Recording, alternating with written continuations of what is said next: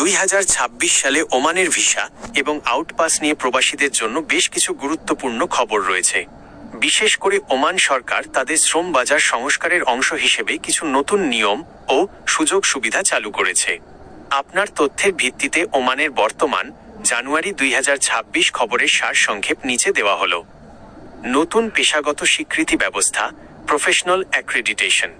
2026 সালের 1 জানুয়ারি থেকে ওমান সরকার প্রবাসী কর্মীদের জন্য নতুন ও কঠোর নিয়ম চালু করেছে। যোগ্যতা যাচাই। এখন থেকে ওমানে কাজের ভিসায় যেতে হলে কর্মীদের শিক্ষাগত ও পেশাগত সনদ, একাডেমিক অ্যান্ড প্রফেশনাল কোয়ালিফিকেশন আগে থেকেই যাচাই করে নিতে হবে। Work practice licence. সনদ যাচাইয়ের পর একটি ওয়ার্ক প্র্যাকটিস লাইসেন্স দেওয়া হবে। এই লাইসেন্স পেলেই কেবল এন্ট্রি পারমিট বা ভিসা ইস্যু করা হবে। সতর্কবার্তা, জাল সার্টিফিকেট বা ভুয়া কাগজপত্র জমা দিলে কঠোর শাস্তির বিধান রাখা হয়েছে। 2. আউটপাস ও সাধারণ ক্ষমা।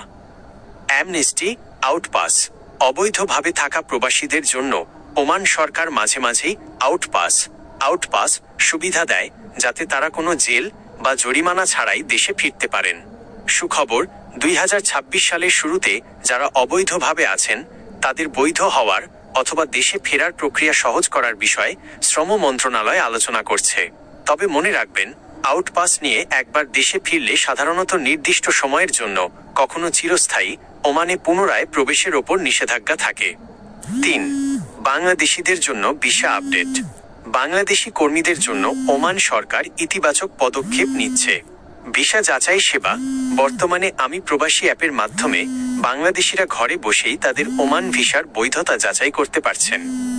হেল্পলাইন 16768। নিষেধাজ্ঞা শিথিল। এর আগে বন্ধ থাকা 10টি ক্যাটাগরির ভিসা, যেমন family visa, doctor, engineer, nurse ইত্যাদি, বর্তমানে চালু রয়েছে।